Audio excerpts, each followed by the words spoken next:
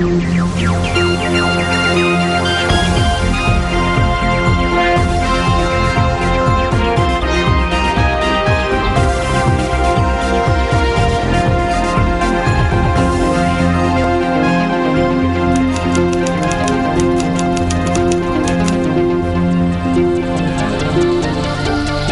evening and welcome to Primetime News on MTV Sports. I'm Nadim Majid. And I'm Punshani Edrisingha. Let's start off with a look at your headlines.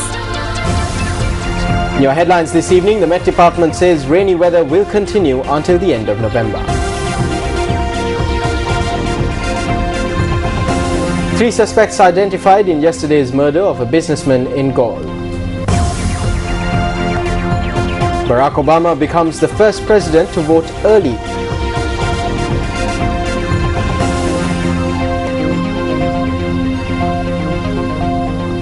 And Indian Foreign Minister S.M. Krishna resigns.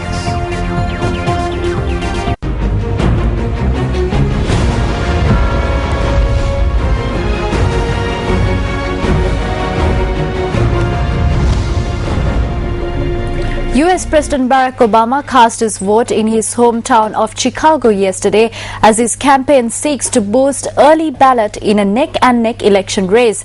Meanwhile, First Lady Michelle Obama cast an absentee vote on the 15th of October. News First Shamir Rasuldin reports from the United States. President Barack Obama was the first president to vote early as part of a 2-day campaign marathon across 8 states. His Republican challenger Mitt Romney is in Ohio, a swing state which could hold the key to the White House. The president's ballot casting on Thursday is part of the Obama campaign's wider effort to encourage early voting, with many states holding polls this week. Because the US election is a state-by-state contest, presidential candidates must win key battleground states like Ohio, Florida and Virginia, which do not reliably vote for either party. Now, no Republican has ever won the White House without winning Ohio. Yesterday, the president made campaign stops across many states, which include Florida, Virginia and Ohio, and on Monday he will appear for the first time at a campaign event this election cycle with President Bill Clinton. Obama also received a boost from former Secretary of State Colin Powell, who endorsed Obama on Thursday. Now, who will it be? Will it be Obama or Mitt Romney? News First is here in the United States and we'll keep you fully updated. I'm Shamir Rasuldin reporting for News First from New York, USA.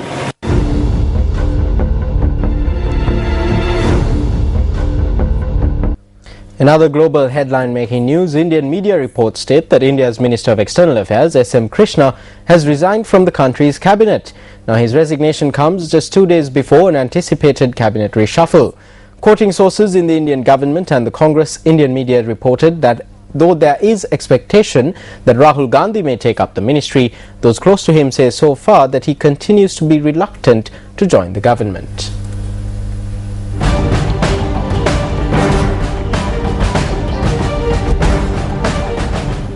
President Mahinda Rajapaksa says that freedom has been created where one can engage in religious acts as well as demonstrations. During a visit to the Thalpitiya Bodhiraja Mahavihara in Vadua today, the president pointed out that such a situation did not exist when he last visited the temple. The Sanghavasya of the Thalpitiya Bodhiraja Mahavihara in Vadua was declared open by the President this evening. The Sanghavasya, which was built under the advice of Venerable Professor Godapitiya Rahulathera, comprises a library and a religious hall. I feel this is exemplary. Although we may renovate buildings, their heritage and ancient architecture should be felt by our Buddhist people. We should construct our buildings in a manner that would show the world that this country has a rich heritage. Now, the 13th Amendment to the Constitution has come under much scrutiny in the recent past. Let's take a look at some of the views that were expressed on the matter both yesterday and today.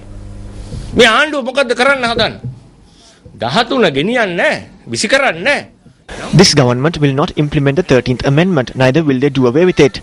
But what they want is to use parties like the Hel Urumya and Vimal Veerawangsa to polarize people as patriots and traitors. We who say that the 13th Amendment should be retained will definitely become traitors. After the war, they have been unable to capitalize on patriotism, so then the 13th Amendment has given them a good platform to do so. But will or will not the Tamil people receive political freedom and political equality? That is our stance. That they should receive the same political freedom and equality as the Sinhalese. මේ 13 වෙනි ආණ්ඩුව. The 13th Amendment to the Constitution must be done away with. Today we have turned Parliament into a calf by stating that this must be approved by the provincial councils. The 13th Amendment is a dangerous cancer in our Constitution. Today it is taking the country towards constitutional secession through the various interpretations and definitions of it by the Supreme Court.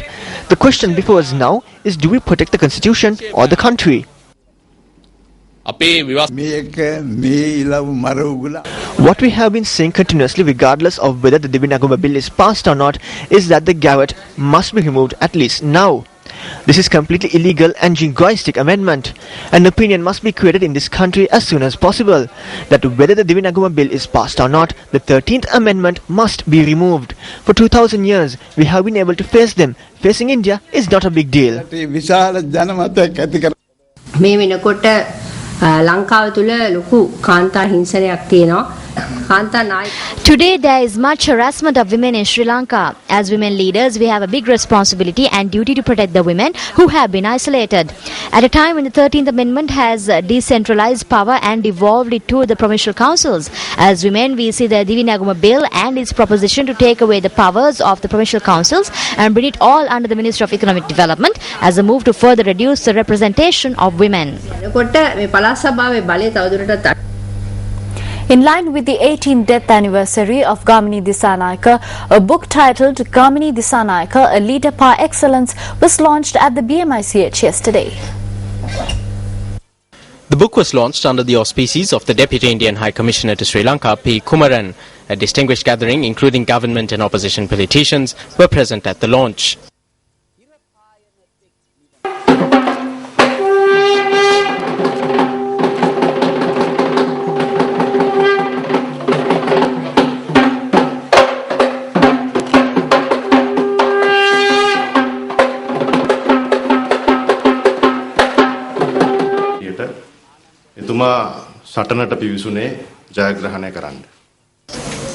He went to the battlefield to win. He has never lost a political battle. He accepted battles in order to move forward and not backward. On a day like today, we lost not only a father but a leader who was not afraid of any challenge. Today, the 13th Amendment is a topic of discussion. He was committed to the 13th Amendment. Because of the provincial council system, an opportunity has arisen for second-tier leaders to emerge from both parties. Also, power has been devolved through this system. There are various views of this in our society. But my father always told me, Navin, in a democratic country there are always various views and all these views are important. You must bow your head in respect to all these views when taking decisions. So at a time when there are opinions about the 13th Amendment, my opinion is that we must protect what we have. The 13th Amendment will not cause the unity of the country to be lost at any time. The Supreme Court has also arrived at a decision on this. Therefore, that is my view. දහතුන්වෙනි සංශෝධනයෙන් කිසිම අවස්ථාවක රටේ ඒකීයභාවය නැති වෙන්නේ නැහැ. ඒ ගැන විශේෂයෙන්ම ශ්‍රේෂ්ඨ අධිකරණයෙන් ඒකට ඒ ගැන තීරණයකුත් ලබා දීලා තිබෙනවා.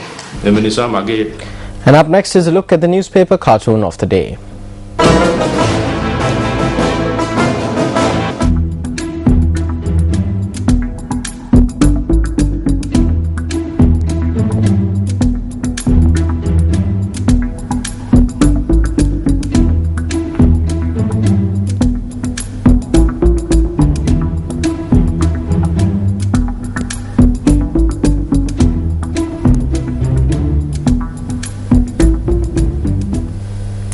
Three suspects connected to yesterday's murder of a businessman at Dixon Junction in Galle have been identified. Police media spokesperson SSP Prashant Jayakudi said that the suspects had fled the area. Investigations have revealed that the murder was a result of a long-standing dispute between two groups. The police noted that two murders had taken place owing to this dispute over the years. Statements of 8 persons have been recorded with regard to last afternoon's murder.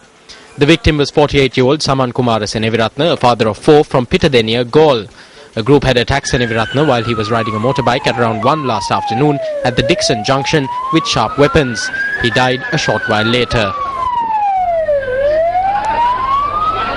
The police have apprehended the driver of a private bus which ran over a schoolgirl in Inigala, Katugastota this morning. The girl died while on her way to school this morning after she was run over by the exact bus that she was travelling on. 16-year-old Fatima Afsa set off to school this morning from her parents' house in Akurana. Fatima, who boarded the Kondadenia bus from the Kandy bus stand, got off the bus in Inigala. However, tragedy struck within seconds as she was run over by the same bus.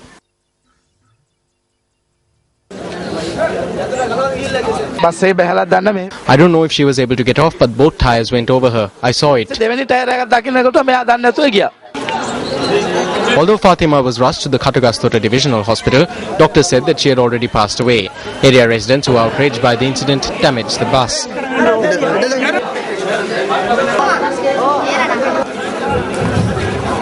The residents also raised black flags as a mark of protest against the incident. Fatima was to sit for the GCE level examination this year and her death shocked her school, the Inigala Muslim College. Fatima, who is the second in a family of 4, was from the Bogaslanda area in Inigala. The body of Fatima Afsa was placed at the Katagastota Divisional Hospital and was later taken to the Kandy Teaching Hospital. Meanwhile, one person was killed this morning when a lorry met with an accident in Sisilasagama, Ambalantota. Our correspondent noted that the lorry had veered off the road and crashed into a shop. Minister of State Management Reforms Navin Disanayake inspected the construction work at the Mahavali Saya in Kotmale this morning.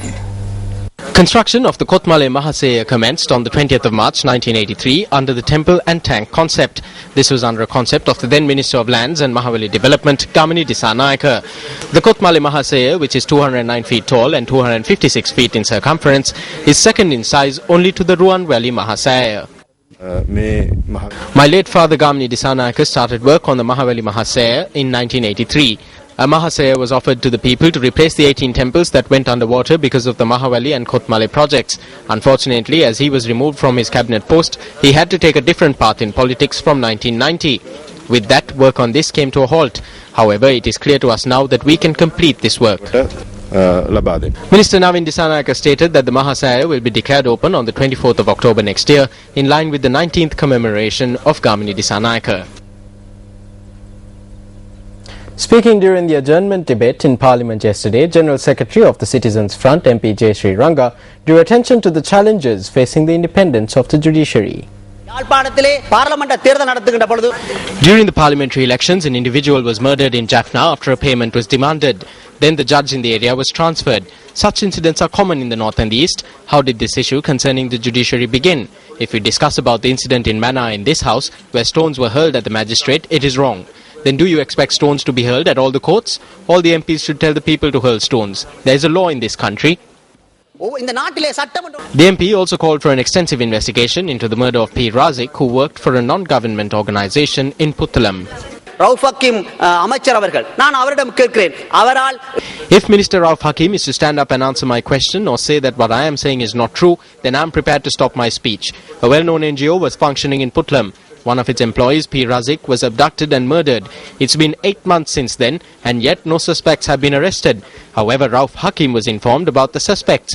Today he is the Minister of Justice.